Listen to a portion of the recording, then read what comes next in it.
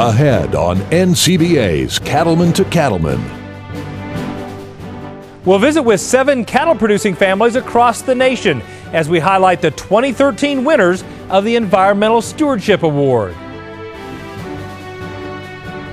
And now, a special edition of NCBA's Cattleman to Cattleman with host Kevin Oxner. Hello and welcome to a special edition of NCBA's Cattleman to Cattleman. I'm Kevin Oxner. Thanks for joining us. The 2013 Regional Environmental Stewardship Award winners were announced during the Cattle Industry Summer Conference in Denver, Colorado last August. The 7 regional winners showcased the efforts of cattlemen and women in every part of the country who are working hard to leave the land better than they found it. Today, we'll get a glimpse of the accomplishments of each of our regional winners in 7 very different states. And we'll see how they've gone the extra mile in taking action to improve their land, their cattle, and all their natural resources. We begin with a visit to an area where you might not think beef cattle production would be taking place. Our Region 1 winner is from Vermont.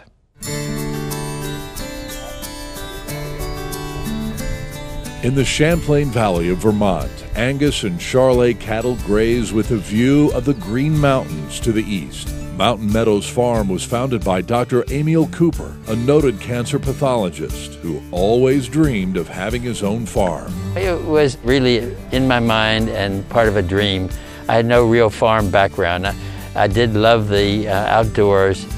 And once I saw land, I knew I wanted to own land. It might be a far cry from sitting at the microscope looking at breast cancer slides to going out and wanting to do organic beef farming. But that's what I did.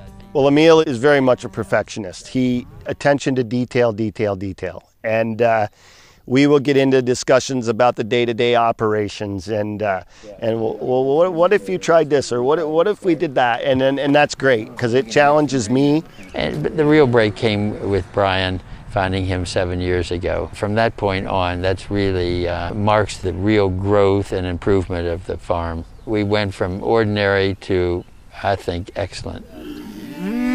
Emil works closely with Brian Kemp, who manages the daily activities on the farm, which now stretches across more than 2,800 acres of pasture and cropland. They finish all of their calves and market their beef directly to Whole Foods markets in the Northeast. I sell wholesale to Whole Foods.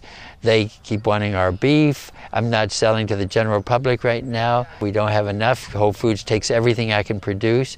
It's environmental ethic is really what it's been recognized for, as well as this top-end quality beef. Its ability to move beef products into Whole Foods is a great statement about the quality of their product and the demand for their product, and they're doing it in a way that is respectful of the environment and setting a model again for Vermont farmers and farmers from across the region and frankly across the country. With Lake Champlain nearby, one of the challenges facing the farm is protecting water quality. Emil and Brian worked with NRCS to install a large buffer area and fence cattle out of 90 acres that border the Lemon Fair River. That's our biggest advantage that we've done to this farm and for the environment. The animals had access to the Lemon Fair, and it right from day one, I could see that this has to change. So we went with the CREP program and did that over a 3-year period. The practice you see here behind me, the fencing, the tree planting, there's a water line and a cattle crossing over here, are designed to help exclude the livestock from the streams, keep their manure out of the stream and keep it from traveling down, keep phosphorus out of the rivers and Lake Champlain ultimately.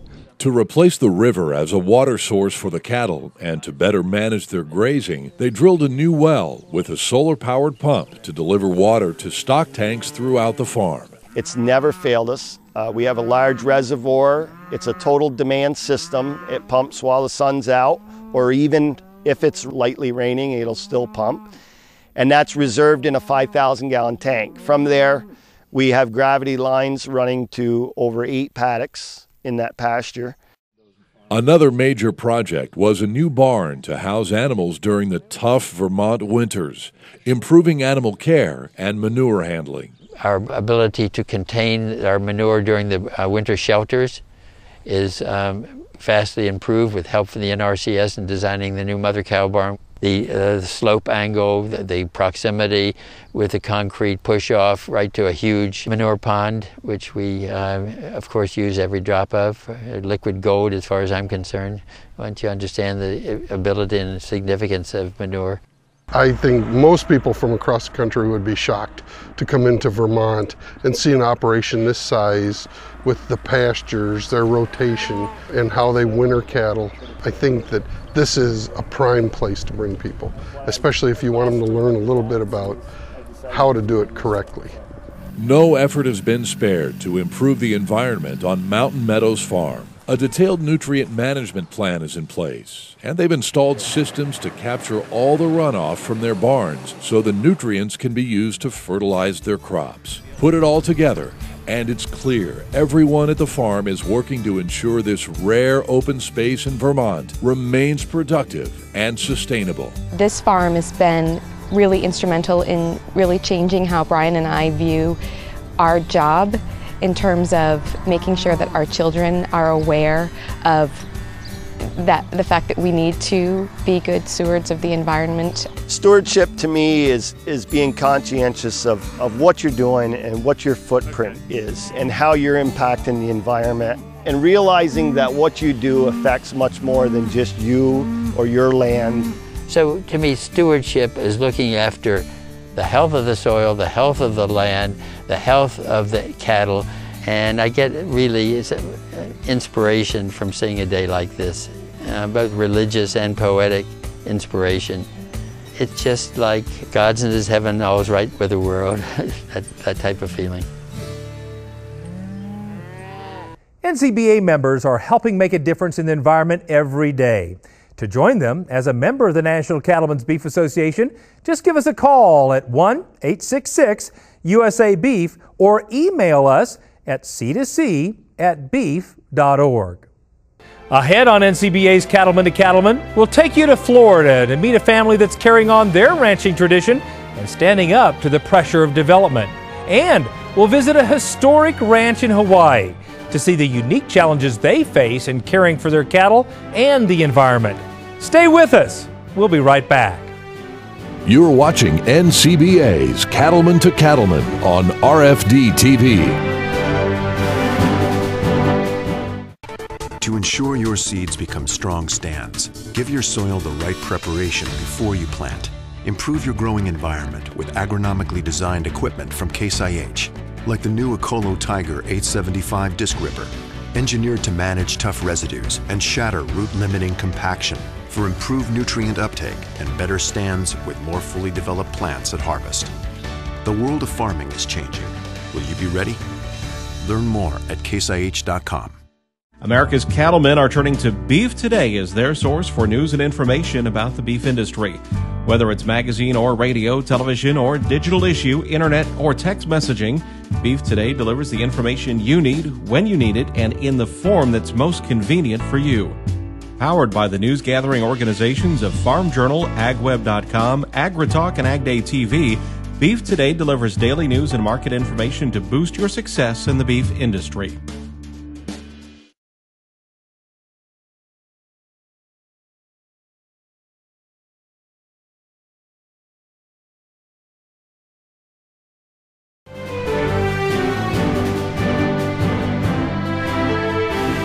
Welcome back. When it comes to environmental stewardship, there are all kinds of challenges cattle producers face as they work to care for the land and to leave a legacy for future generations. One by one, we're featuring the regional winners of the Environmental Stewardship Awards. And now, let's head to Region 2 and meet the winning family from the great state of Florida. Just outside of Orlando, practically in the shadow of Disney World, is Kissimmee Park Properties. Despite continual urban pressure, the Platt family's ranch has been in operation for more than 100 years. We're only about 9 miles from the turnpike, 20 minutes to downtown Orlando, and about 27 miles from Disney. We're in development's way. We enjoy the property. We've been here for 135 years. We want to keep it. The ranch operates a 250-head cow-calf operation as well as 60 acres of citrus groves. Protecting the water in and around the property is a priority, but not an easy task, considering the ranch has 2.5 miles of pasture located on the shoreline of a major lake. We are on Lake Topekaliga. It is the headwaters of the northern Everglades, so we have to kind of watch what our water does. We've tried to limit our drainage that goes to the lake. That's something that we've been careful of generations ago. We recognize that body of water is as important to the livestock and to our lifestyle and to this ranch as it is to the growth around it. So we've always been very cautious of that. Rotational grazing is a key component of the ranch's daily stewardship efforts. Nearly 5 miles of fencing has been installed to allow the plats to manage their forage more effectively. Rotational grazing helps maintain the grass in the soil and also helps prevent invasive species from coming on too strongly. I'm really impressed with what rotational grazing has done to our grasses. We're improving all of our grasses without a lot of inputs to them. We've increased our herd by 67% since we went into the rotational period, and that's been without any new inputs besides the fencing. In the past, limited water for the cattle prevented rotational grazing year-round. The plats worked with NRCS to install 6 water troughs and around 2 miles of water lines, which allowed them to establish 12 new pastures for the cattle. The Platt family's conservation efforts extend into the citrus groves as well. Their old irrigation system was replaced with a new one that is 50% more effective. We've went to a low-volume jet irrigation, which puts the water right at the root system. We don't have to overwater that way. The whole field is not watered, just at the tree. And then that's helped us with our fertilizing system. We've went to a fertigation system, liquid injected through that irrigation system. And that again puts the fertilizer where we need it, right on the tree root base. Our production the first year went up 40%. So we saw a lot of benefits to putting a little bit of fertilizer once a week instead of 3 applications over a year. The Platt family are leaders in the ranching industry here in this county in that they are willing to go out there and try new things. They are innovators. They are willing and accepting new ideas and willing to implement those ideas and the science behind those ideas. For generations, the Platt family has put in extra effort to protect wildlife by creating migration corridors for the animals and using controlled burns to enhance the native woodlands. As a result, Kissimmee Park Properties has become a veritable Disney World for wildlife. We have a lot of wildlife. We have a lot of deer and turkey, and we also have gopher tortoises, bald eagles, and the Everglades snail kite. We're very, very fortunate to have the corridors that are built into the property. That was started with Grandpa years ago, and we're just trying to enhance what he started. The Platt family has maintained their ranch for more than a century, and they're hoping these stewardship efforts will allow the land to be enjoyed by generations to come. I'm just enhancing what my grandfather started, and that's what I hope my kids can say, that what I started now, they'll be able to take on and move even to another level than what we've done. My grandchildren will be able to look at the ranch and see a beautiful setting and the real natural beauty of Florida, and also see the cows and see the citrus and see a viable business. I hope that we continue to improve it, that we can find ways to generate revenue, minimize expenses, and be a part of the community as long as possible. I think stewardship isn't today, it was yesterday, and it's tomorrow. And it's something that isn't governed by regulation, it's governed from the heart. With every one of these operations we visit, there's a common theme, the goal of leaving the land better than they found it. Now, we head to Region 3 to meet the winning family from Iowa. The Wood family, Greg and Lola, as well as their son Chris, have raised cattle in 8 different states. But the Woods have always felt a special attachment to their home state of Iowa, so they moved back in 1996 to start Bittersweet Acres, a purebred Angus seed stock and commercial hay operation. Both Lola and I grew up here, been married for 43 years, and this is where we started and we came back. Growing up all over the country, we've run into a lot of different practices of taking care of the ground. I enjoy walking out and seeing healthy cows, healthy ground, healthy environment. Bittersweet Acres is a rare sight in the rolling hills of the Hawkeye State. That's because the Woods made the decision to continue as a forage-based operation, despite increasing pressure to convert to row crops. We enjoy raising forage. I guess it's just been something that over the years it's a challenge to us to get a little bit more out of that, and it's just been a natural fit because with the way this row crop deal's gotten, it's pretty competitive in this part of the world, and we just decided to pick a little niche instead.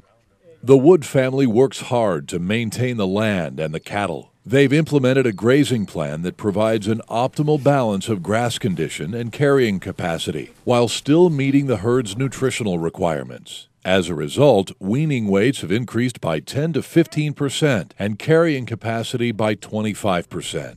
The great thing about the rotational grazing deal is these cows always have some fresh forage. We've been able to steadily increase our weaning weights, and that's without using any creep feed. It's just with forage management.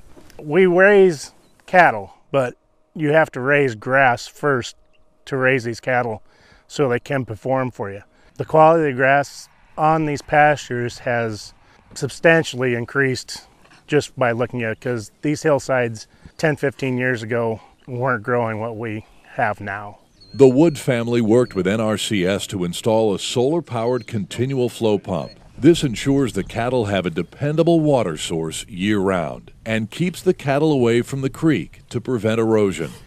We have a solar project we put in with the assistance of EQIP program that's been in our pasture system for going on 15, 16 years. It's different from everybody else's. It's not a stock tank filled. It runs continuously.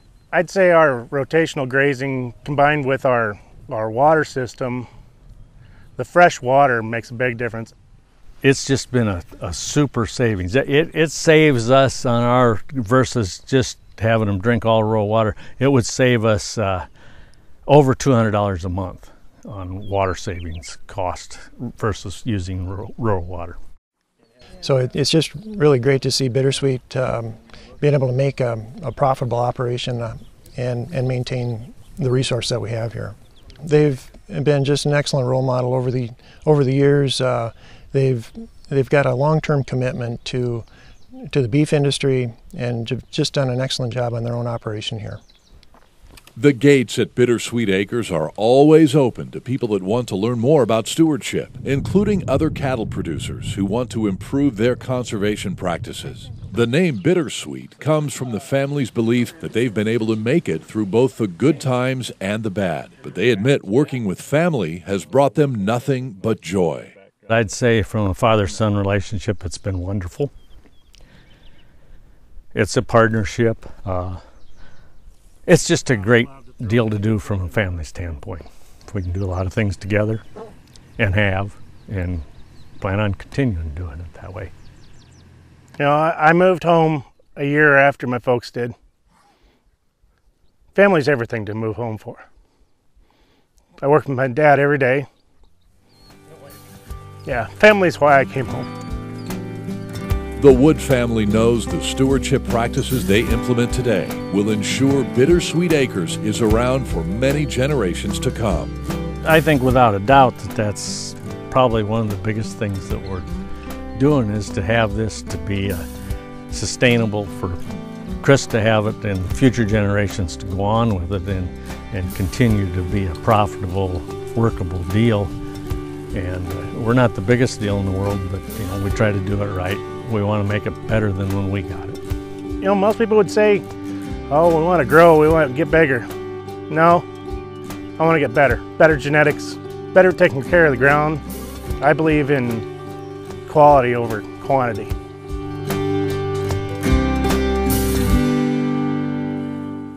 If you'd like to find out more about the Environmental Stewardship Award, see photos and videos, or learn how to apply for the award, just visit the website environmentalstewardship.org. We'll be right back. Working Ranch magazine understands the challenges and rewards of the American cattle rancher. If it's ranch related, you're going to find it on these pages. Subscribe now by going to workingranchmag.com or give us a shout at 855-894-7415. And come visit us in booth 1277 at the 2014 NCBA Convention and Trade Show in Nashville. Working Ranch, your magazine.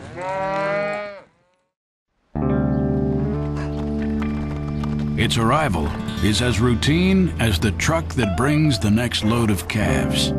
You stand ready, waiting, watching for symptoms. A revolutionary new weapon in hand, unique chemistry and hard-hitting active ingredient. Longer duration in the respiratory tract, rapid absorption. Join the Zaprevolution. Zaprevo, Tildapearson. See your veterinarian.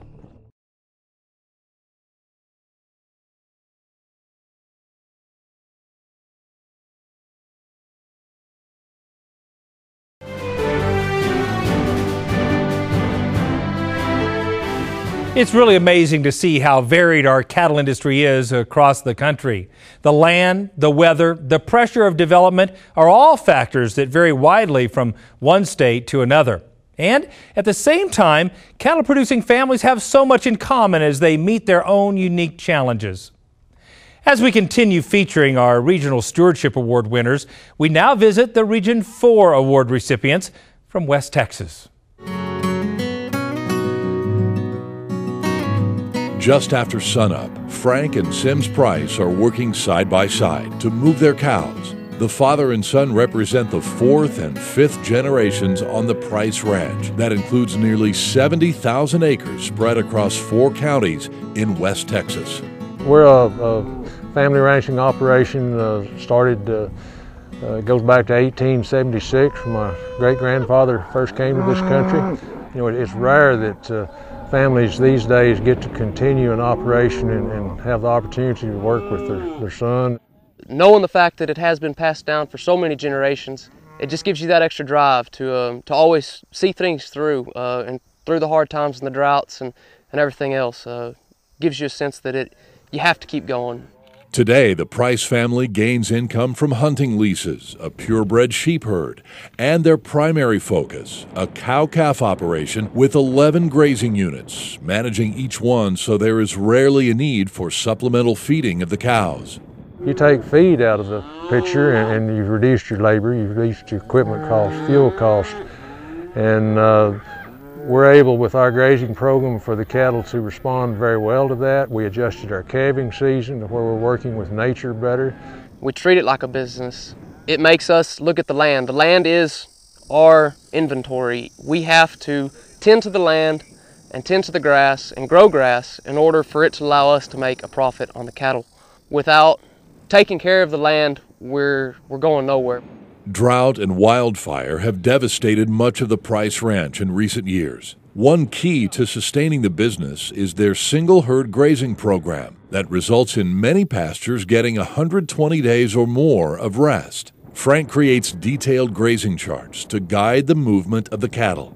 He has really figured out what works for our operation as far as moving cattle, when to move them, and being able to read the land and tell if what we're doing is right or if what we're doing is wrong and how to adjust to that, if we need to destock, if we need to move faster.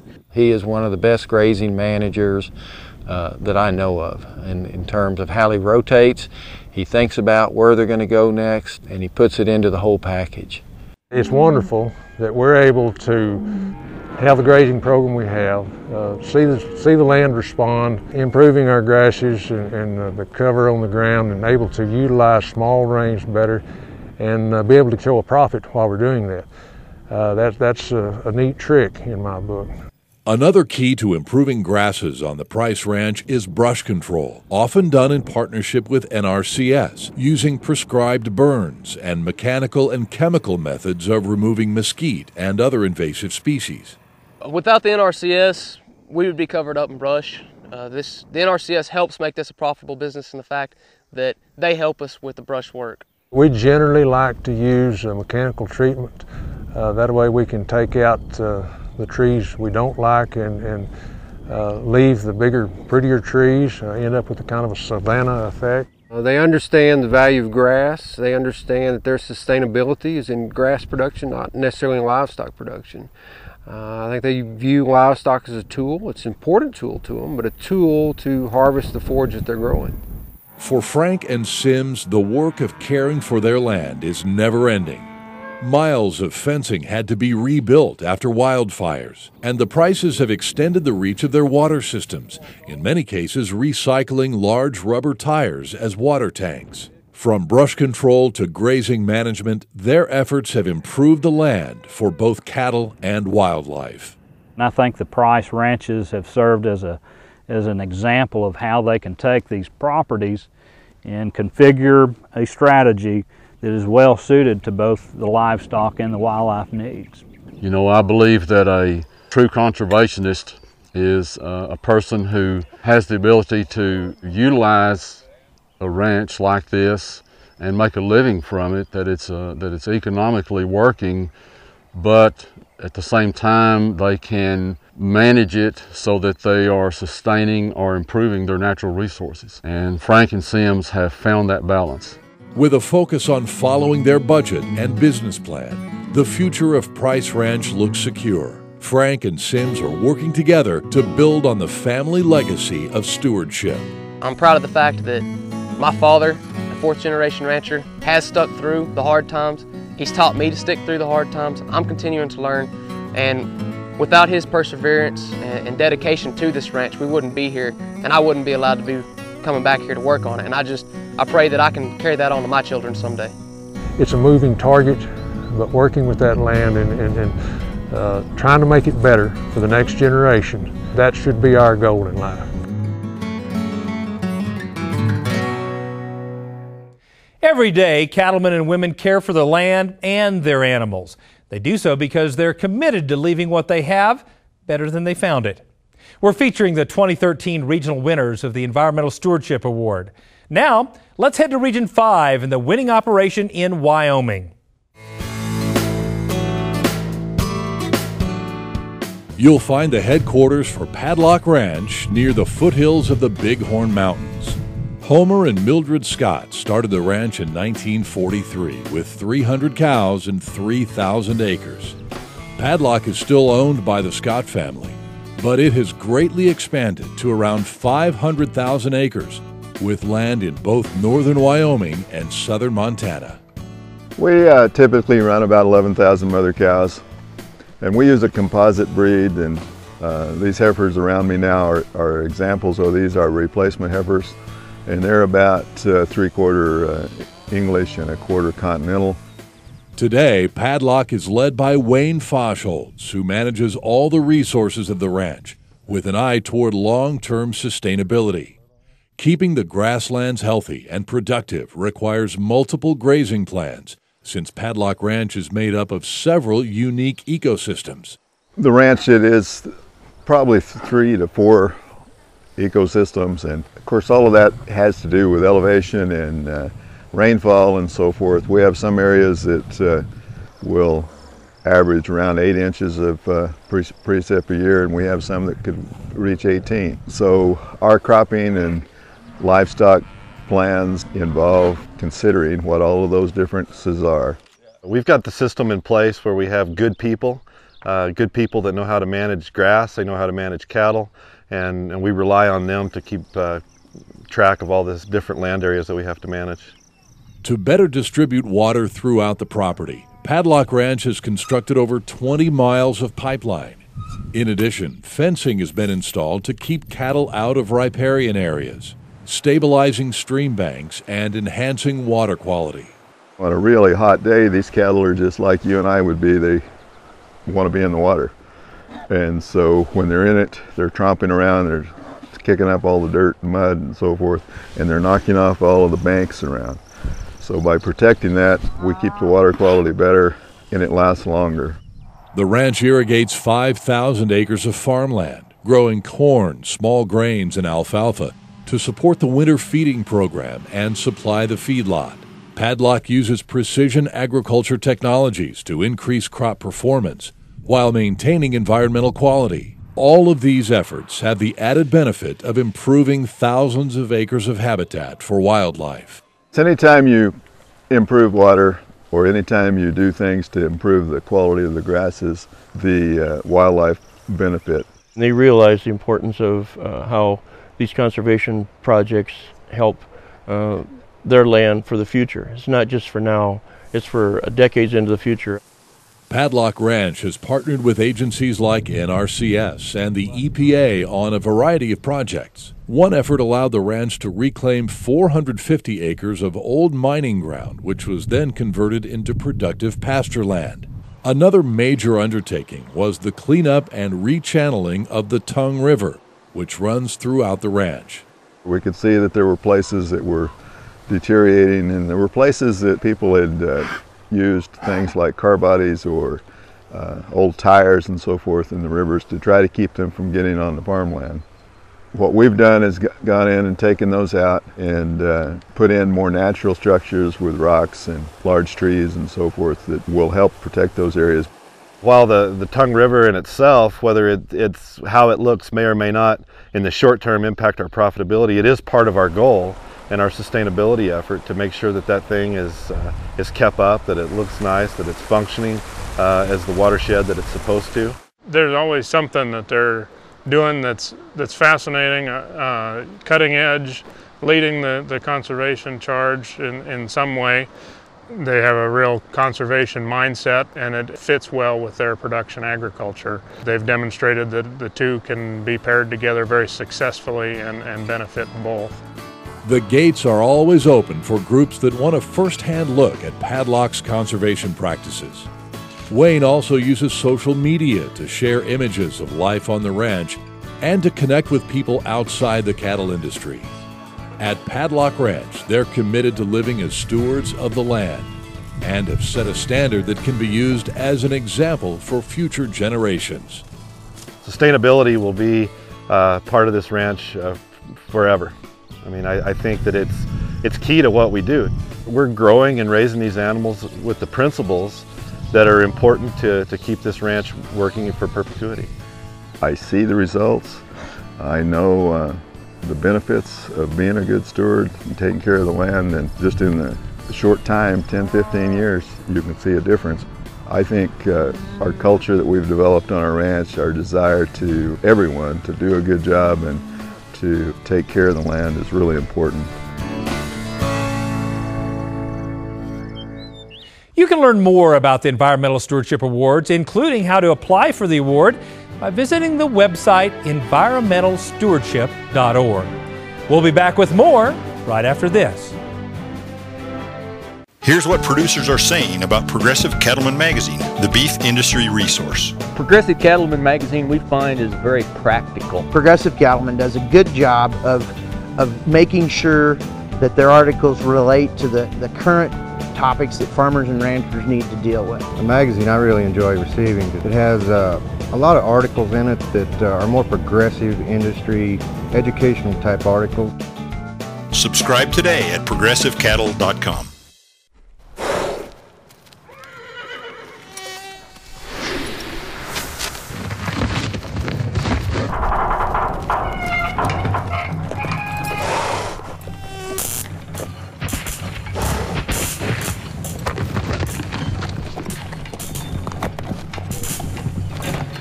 There's an easier way to help protect your horse from West Nile virus.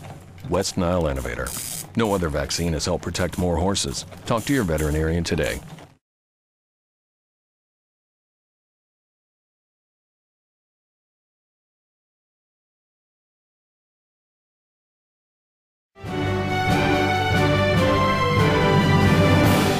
Welcome back. Now we're going to take you to Hawaii and the island of Oahu to visit the Region 6 winners. Let's see how they're protecting their beautiful island landscape. With 3 mountains, 2 valleys, and 5 miles of oceanfront, the 4,000-acre Kula Ranch on the island of Oahu features views you won't find anywhere else. The ranch was established in 1850 and remains a working cattle operation that has been owned by the Morgan family for 6 generations. My ancestor, Dr. Judd, came to Hawaii in 1828, and he became a minister to the king. He practiced medicine, and he bought the first part of this ranch here in 1850, and it was part of the king's land. This is a family-run operation. I'm the 6th generation here. They started out trying a bunch of different crops, and finally in the late 1800s settled on beef cattle, and it's been a beef cattle operation ever since. Today, Kula Ranch serves as a favored location for movies and television shows, and the addition of a large tourism business has created opportunity to sustain the ranch. Even so, cattle are the reason the ranch exists, and their grazing keeps the valleys open for the visitors who enjoy horseback riding, ATVs, and other tours. We're really fortunate that we have a nice blend of cattle ranching, conservation, and kind of visitor recreation business. The cattle ranch really provides the backdrop. It provides a location where people can see this beautiful scenery. Without it, it'd be a jungle, and people couldn't really appreciate the beauty. The tourism part for us provides the necessary income and the economic stability to be able to do things like invest in other forms of agriculture and really invest in the conservation efforts that we've been doing for many years. With extensive tour operations, Kula Ranch now has 200 employees and up to 30,000 visitors each month. The ranch hosts a variety of groups, including 4-H members and an annual farm fair. And there's an extensive nonprofit educational program for young people. Most of these kids live in urban Honolulu, and I think their opportunities to get out into nature, to know and understand what's on their island are limited. And currently there are about 14,000 students that come here to learn about the history, the culture, and the stewardship of the ranch. And it's another opportunity that we have to teach our own local people, especially from a young age, the impact that good stewardship and agriculture have in a community and an economy. The team at Kula is working to maintain and improve all of their natural resources. One major project is clearing stream banks of invasive trees and then reintroducing traditional Hawaiian plants and improving water quality. It's a pretty kind of interconnected ecosystem. So we're starting at the springs and the streams, and hopefully it's going to continue its benefit all the way down to the ocean. With a year-round growing season, Kula Ranch relies on rotational grazing to maximize grass production for the cattle. The biggest difference between here in Hawaii and places on the mainland is we have a year-round growing season for everything, the good guys and the bad guys. There is no period of dormancy. Well, one of the things about ranching in the tropics, weeds grow fast, and so we always have to be on top of the whole the weed control thing. If we don't do proper grazing management or weed control methods, it'll end up to be a jungle. A lot of it has to do with the cattle. The cattle are like our major landscapers here. They keep the grass down and keep the invasive species out if we manage our pasture rotation properly. In addition to cattle, Kula Ranch is expanding production of shrimp and fish, as well as cut flowers and other crops. And the ranch has a growing grass-finished beef program, marketing their own branded beef within Hawaii. For us, that's another niche that we want to fill. There's a market demand for natural grass-fed beef, so we want to fulfill that market demand, and it's a good way to promote our ranch. That's one of the things that we're definitely trying to do in all of our agricultural product development is to market it with our label on it as much as possible. We're trying to build a brand image there that will be recognized by the general population on this island. Whether hosting visitors or working with the cattle, the Morgan family takes pride in honoring Hawaiian culture and in caring for their historic land every day. In the future, I think that they will continue to steward this place and share it with the community and with people around the world. I hope that it will just get better and better. I would like to see us as being a showcase for what can be done economically to preserve an incredibly beautiful place and keep it in agriculture. As the years have gone by, we've one by one seen the old-time cattle ranches succumb to development pressure, and we don't want to do that. We want to preserve it. Stewardship is something that runs in our blood. We're fortunate, to have people that have come before us that have really taken the stewardship responsibility seriously. So when I go riding around, I know that I'm honoring the legacy of my ancestors and hopefully setting a good example for the future. Help NCBA members improve the sustainability of this great industry by becoming a member of the National Cattlemen's Beef Association. Just give us a call at 1-866-USA-BEEF or email us at c2c@beef.org. We'll be back with more right after this. Hi, I'm Mary Sokup, and I'm honored to be editor for Drover's Cattle Network. From the diversified farm and ranch in northeast Kansas I called home as a child, to the operation I'm involved with today with my husband and his family, I hope it's clear to you that my feet are solidly planted in today's cattle business. Drover's has long been known as America's beef business source, and that's a tradition I'm committed to keeping for years to come.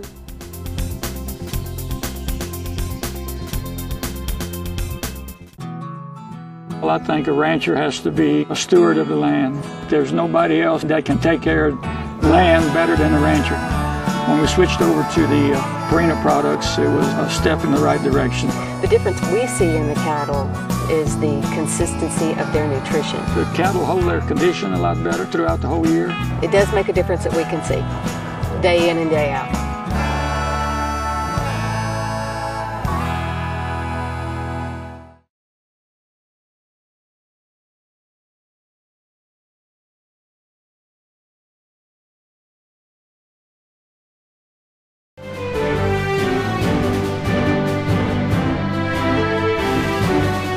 One of the great things about the beef cattle industry is the way folks will often join together to get things done. And that's a key factor with our next story, where two ranching families have joined together to make their stewardship efforts even stronger. Our Region 7 winners are from the Sand Hills of Nebraska. In the Sand Hills of Nebraska, the Switzer and Morgan ranches stretch across more than 21,000 acres. The families have been neighbors for generations, and though the ranches are completely separate businesses, the two families work together in the Gracie Creek Landowners Association. We started the Gracie Creek Landowners Association after my dad and I had traveled to the African country of Namibia, and what we saw over there was how private landowners really got together and collaborated on these common concerns or common goals. And the impact that they had on the broad landscape was just so undeniable. The Gracie Creek Landowners Association is very effective in using our resources and getting our resources. Really, that's what it works as, is an agent so that we have an ability to apply for and get different grants so that we can get resources to work with. We can make a bigger difference. I can do everything right, and the Morgans can do everything right, but when we put it all together, then we've made a big difference because the land joins and it's a bigger area. We're in an area where the ranching heritage is very deep, and all of us are good stewards of the land, and we learn from each other. Both families have worked to keep their ranches economically sustainable in different ways. The Morgans raise Hereford seed stock and show animals and finish their own Wagyu cattle to market Morgan Ranch beef worldwide. It's really gate to plate, and that's something we think is really cool. We can trace the animals all the way from we put them into their breeding pastures, and then we own that animal all the way until it's a retailed piece of meat. The Switzers have brought another generation back home by diversifying with more custom grazing and creating a hunting and tourism operation called Calamus Outfitters. And one of the most rewarding parts of our tourism operation is taking people out onto the landscape and seeing for themselves where their food comes from. And there's no denying, after they sense it with all five senses, cattle and stewardship can go hand in hand. Together, the Switzers and Morgans are tackling a number of projects to improve their resources. Through the Gracie Creek Landowners Association, they created an integrated stewardship plan and obtained a grant to buy a tree cutter to remove invasive red cedar trees. The cedar trees were a huge problem. They were overtaking the north face of the hills and making them so that they were virtually no good to cattle. We've been able to accomplish more in the few short years that we've had the Landowners Association, more than we ever thought we could. We've probably fast-forwarded our timeline on a lot of our landscape goals by at least 10 or 15 years. The two ranches have worked to disperse cattle grazing across a wider area by adding solar-powered water systems and cross-fencing. For improved grass production, both families make use of prescribed burns and deferred grazing systems.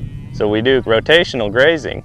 We rotate these cows from pasture to pasture and keep them grazing. I really like it because it's helping heal different spots. The families are also trying to reintroduce an endangered plant that only occurs in sandhill blowouts. The blowout penstemon, to me, it's such a great example of the type of creature that inhabits the sandhills, that they choose to live in this environment that hardly anything else would choose to live in. They're tough, and yet they're beautiful, and their purpose is to make the land better for the next thing. In every direction, you can see results. The banks of Gracie Creek are grassed over and stabilized, and all of their stewardship efforts have the benefit of providing critical habitat for wildlife and birds. Real good grassland management through livestock grazing also leads to very good grassland bird habitats. I think what impresses me about the Gracie Creek Landowners Association is the idea that they really take ranching and they combine it with their environmental goals, and they do it together. You know, they think about the birds and they think about the wildlife, and that in turn helps their ranching goals. Every day, the families of the Gracie Creek Landowners Association work to care for the grasslands of the Sandhills, with an eye toward a sustainable future. My biggest dream is to see next generations come back and the generations after that and maintain this land as it has always been. We've always told the kids, and the grandkids are also being raised, that you have to take care of the land. If you're going to be in business, and you want to be in business every year, then you have to take care of the land. When you can saddle up and take the whole family out for a ride like we did this morning, when there's 3 generations of us a horseback, you know you're teaching that young generation a stewardship from day one. Seeing the kids being brought up on the ranch is really satisfying. Being able to instill in them an appreciation of where they're at, the freedoms they enjoy, the beauty that they're surrounded in, and the fact that we're so blessed to live here and take care of it.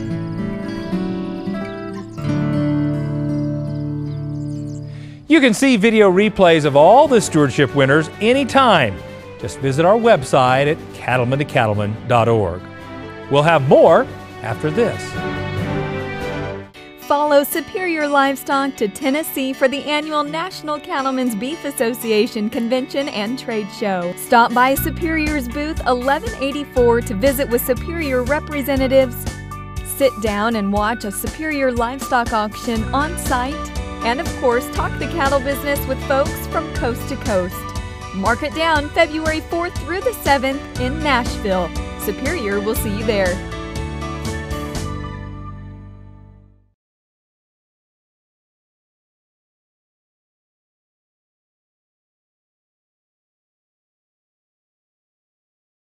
We know who made that hitch. We know who cut the steel, who milled the ball, and who welded the seams. We know who tested, measured, and checked. We even know who thought the whole thing up. We're B&W, and we know your hitch. Because we don't make them halfway around the world. We make them all right here. B&W. Trusted. My friends, there appears to be no end to the number of books, CDs, and DVDs that escape from my mind. Thank you for the inspiration. My new book is called Poems Worth Saving, stories about the funny side of our way of life that also leaves room for a sequel, Poems Not Worth Saving. 800-654-2550. Online at baxterblack.com. It is as fun, well, as fun as a tub full of puppies. Thanks. Galen and his partner Dave loaded their prize bull in Galen's stock trailer, being pulled by Dave's big diesel. They had to rewire the trailer so the lights would work, of course. Mort came along behind him in his old 3/4-ton pickup with no plates and piled with junk. They were headed for the Fort Worth Stock Show. Swinging by the tire store, they found a big lag screw sticking out of Mort's right front tire.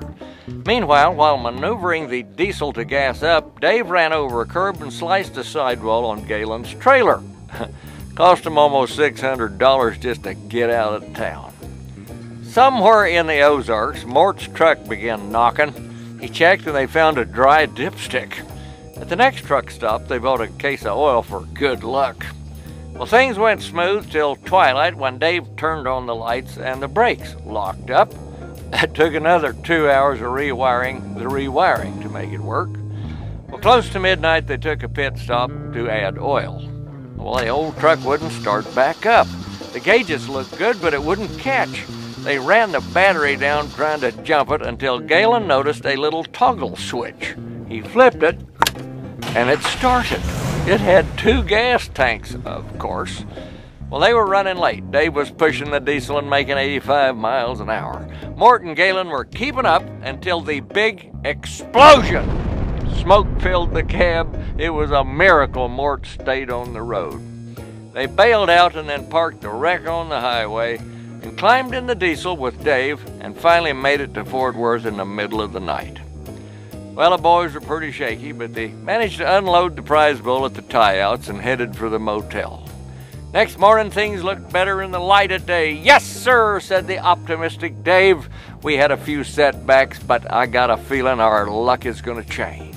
You two go feed our blue ribbon bull, and I'll go check us in." Well, the positive attitude was contagious. "Let's go get our star," said Galen, patting Mort on the back. 20 minutes later, Dave returned. He had lost his jaunty demeanor. Unfortunately, he had forgotten to make their entries. This is Baxter Black from out there. Well, that's all for this special edition of NCBA's Cattleman to Cattleman. Thanks so much for joining us. We'll see you next week right here on RFD TV.